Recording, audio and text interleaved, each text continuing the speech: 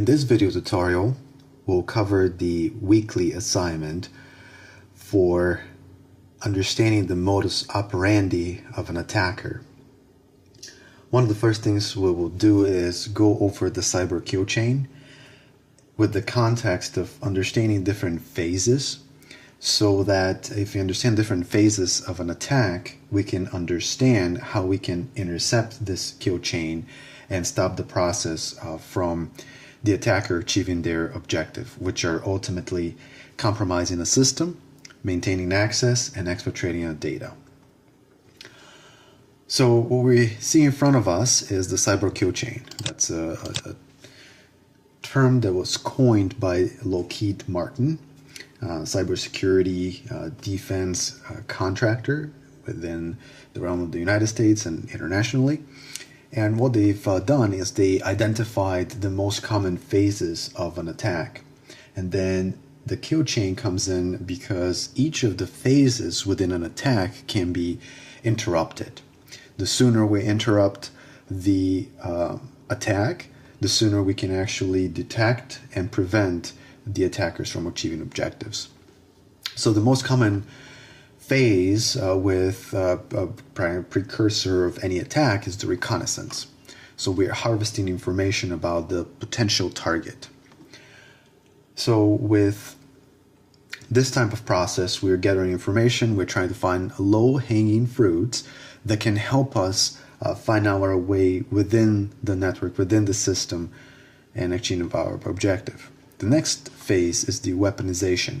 With the weaponization, what's happening is we found an email address, and now we need to essentially create a file, and this file may have a backdoor, and the backdoor, once executed, can help us gain a foothold of the system. The delivery is how we have created a file, but how are we going to deliver this file? And some of the most common attack vectors or vehicle for delivering these weaponized payloads are email or compromised system, where someone goes and downloads a file from the web. So we have the delivery, and then we have the exploitation. So once, let's say, we've packed the actual malicious payload within an attachment, someone clicks on it and the attachment executes a macro, and the macro allows us to establish a foothold to a system. That's the process of exploitation. The actual installation is we've found a weakness, we exploit it, and this could be a bug in an application, in a human process, whatever the case, but we have an installation of malware. So with this process now, we have command and control. We established a foothold, and now we can remotely interact with the system, and our objective is to maintain access and establish persistence, potentially lateral movement. So we have a foothold, and how can we abuse the system we have access to find other systems that are perhaps with higher importance within the organization can yield higher impact. And then action and objectives, and those are varying, greatly. They could be spying, they could be, other types of activities. Most common is exfiltration of data.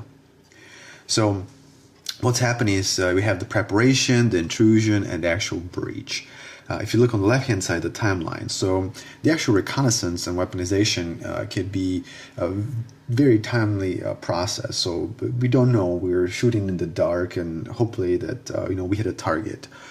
The actual delivery and exploitation. Think of how fast email is delivered.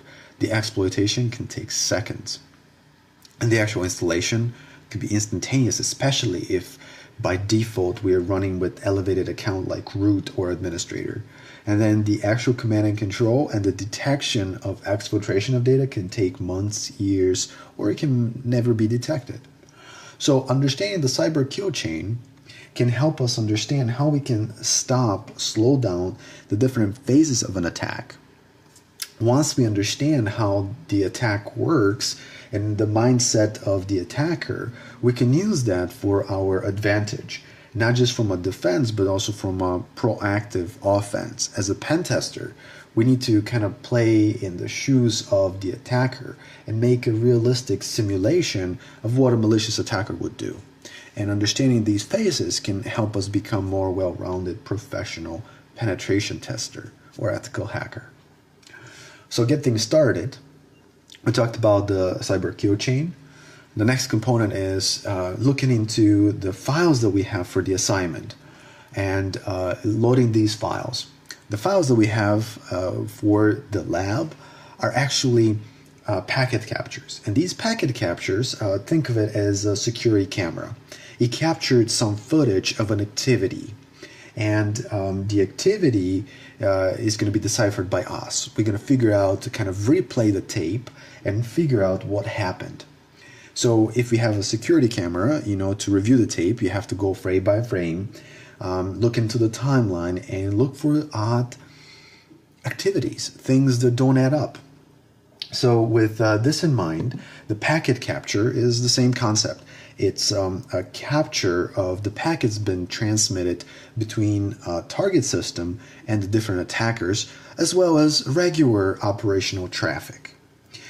The activity was captured, and now we can go and review it step by step and figure out what happened. Did actually a compromise occur, and if there are any indicators of compromise? So there's actually two files. One of them is focused on the actual network activity. The other file is a syslog, event information. So the event information is captured from an intrusion detection system like Snort or Suricata that was placed in the back end. It's looking passively for any information that comes through, and then if the pattern of activity matches a known malicious signature, it will throw an alarm. It will raise an alert. And then the packet capture is just anything. It's kind of the security camera, the concept that we talked about. So these two files are going to be located within your lab environment. For the purpose of a demonstration for this video, I have a virtual machine. So they should be located on the desktop within files. Review the directions within your assignment for the appropriate location for your files, as well as the login information. So getting these two files is going to be the first step. For me, they're located in desktop files M2, and what I needed to do is just double click, open up the location, and I see these two files.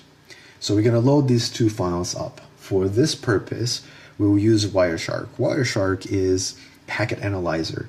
It's going to help us to slice and dice the different time frames and contents of the packets that have been transmitted between different systems.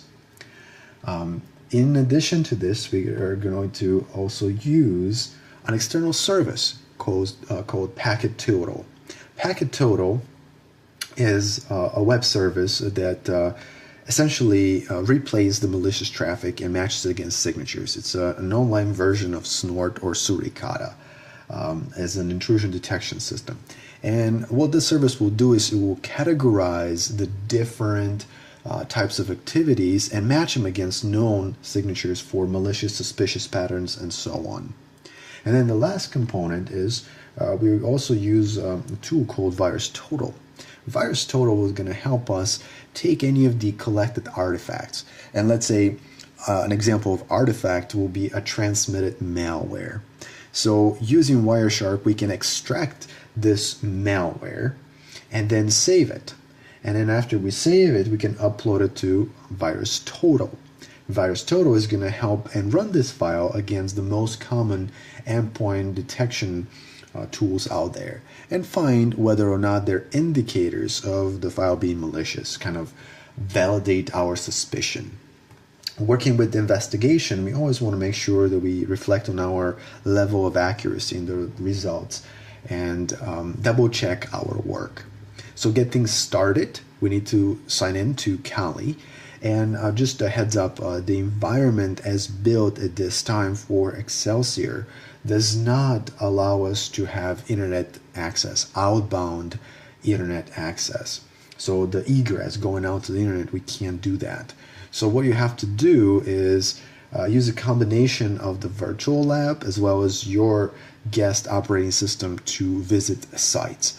So again, you're not going to be able to access VirusTotal or PacketTotal directly from your Kali environment from Excelsior, but you can access those from your host system and review any of the results. So you're gonna kind of tag team. So we have these two files. The first thing is to open them up. So if you double click on the file, it should be automatically opened up with Wireshark. And this will be kind of in a nutshell, how do we go in and work with Wireshark? Okay, so double click, it will open up. The method that I found more helpful is to use the file menu here. So application, sniffing, Wireshark, and then go to the file, open, and then go to the directory of the file that you have that you'd like to look up and open up. All right, so in here, what we have is Wireshark, and we're looking into the number of packets, so 1, 2, 3, and so on, the date and the time. We have the source address, the destination, and we have the protocol. Okay, so this is kind of hard to see. So let's do this. Sniffing, Wireshark. See if we can open up in a different way. Open.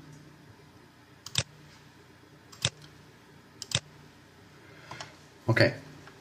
So if you noticed, with the method that I chose, for whatever odd reason, I didn't have the restore button here, but when I went to File, Open, I was able to point to the file that I needed and then open it up for review. But it looks like now, okay, there we go. There's some latency there. So one of the first things that I'd like to do is make sure we go into View and look into the time and display format. So go into date and time of the day, and that's my suggested format. It's going to be easier to read it this way. We start with the year, and then we look into the month, the day, and then the time. Okay.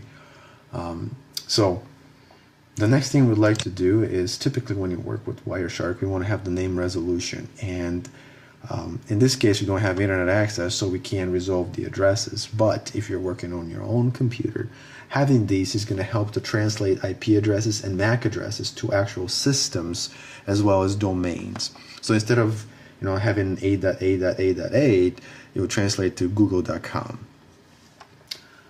So with this in mind, here, we have kind of a preview.